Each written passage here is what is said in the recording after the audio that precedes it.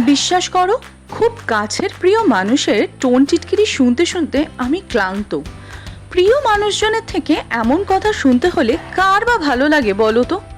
2024-এ বিয়ে করলাম। আমার অন্যায় হয়েছে নাকি 1 বছরের ওপর হয়ে গেলেও আমি একটাও পিকচার বা রিল আপলোড করিনি কোনো সোশ্যাল মিডিয়াতেই। তাই জন্য আমাকে শুনতে হলো এবার তো মেয়ে হয়ে গেল, এখনো আপলোড না করলে একেবারে কি মেয়ের বিয়ের সময় আপলোড করবি? তাই বাধ্য হয়ে যখন ল্যাদ কাটিয়ে বিয়ের পিকচার্স রিলস একে একে পোস্ট করলামই, তাহলে এই ভিডিওটাই বা বাকি থাকে কেন? 2024-এ 3rd মার্চে রিসেপশন পার্টি কমপ্লিট করে 4th মার্চের সকালবেলাতেই জাস্ট ম্যারেড ট্যাগ নিয়ে পৌঁছে গিয়েছিলাম কেয়াপাতা নৌকা রিসোর্টে। উদ্দেশ্য ছিল একটা দিন একদম রিল্যাক্সেশনে কর্তাগিন্নিতে কোয়ালিটি টাইম স্পেন্ড করব। আমাদের ফ্ল্যাট থেকে বেরোনোর আগে গুগল ম্যাপে লোকেশন সেট করে দেখলাম, ওমা, মাত্র 10-15 মিনিট দূরেই দেখাচ্ছে কেয়াপাতা নৌকো রিসোর্টটি। জানতামই না বাড়ির এত কাছে এরকম একটা রিসোর্ট অ্যাভেলেবেল আছে। তোমরা আসতে চাইলে লোকেশন দেখে চলেই আসতে পারো। আগে রিসোর্টে বলা ছিল ডেকোরেশন করে রাখতে। আমরা বুকিং করেছিলাম রেইন হাউস। ডেকোরেশনটা শেয়ার করলাম তোমাদের সাথে। কমেন্ট করে বলো কিন্তু কেমন হয়েছিল। আমাদের তো বেশ ভালোই লেগেছিল।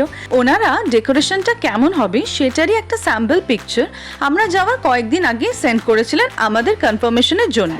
সেই মতো আমাদের বুকিংয়ের মর্নিংয়ে ওনারা ডেকোরেট করে রেখেছিলেন। প্রচুর ছবি তুলেছিলাম জানো, বাট আনফর্চুনেটলি ওখান থেকে ঘুরে আসার কিছুদিন পর আরেক জায়গায় ঘুরতে গিয়েছিলাম। সেখানেই মোবাইলটা খারাপ হয়ে যায়, সব পিকস আর ফুটেজ ডিলিট হয়ে গিয়েছিল। যেইটুখানি ছিল সেটাই শেয়ার করলাম তোমাদের সাথে। খাবার কিন্তু বেশ টেস্টি ছিল আর ডিফারেন্ট আইটেমস ছিল যেগুলো আমাদের প্যাকেজে ইনক্লুড ছিল, বাট সরি শেয়ার করতে পারলাম না অ্যাজ ডিলিট হয়ে গিয়েছিল। এনিওয়েজ, লাঞ্চ সেরে ভাবলাম একটু ঘুরে দেখি পুরো রিসোর্টটা। রিসোর্টে আসলে তোমরা ট্রি হাউসেও থাকতে পারো, বোটিং আর ফিশিংয়েরও অপশন আছে। আমাদেরও করতে বলেছিল, ভেবেছিল বিকেলে করব, বাট দুপুরে পেট ভরে খেয়ে বিন্দাস ঘুম এমন দিয়েছিলাম যে বিকেল ছাড়িয়ে ঘুম ভেঙেছিল সন্ধ্যেতে। তো যাই হোক, পরের দিন সকালে চেক আউট করার আগে ব্রেকফাস্ট সেরে আবার একটু ঘুরে ঘুরে ফটো সেশন করছিলাম। রিসোর্টে কটেজ অপশনটাও শেয়ার করলাম তোমাদের সাথে। সুইমিং পুলও অ্যাভেলেবেল আছে, চাইলে একদিন প্ল্যান করতেই পারো তোমরা এখানে।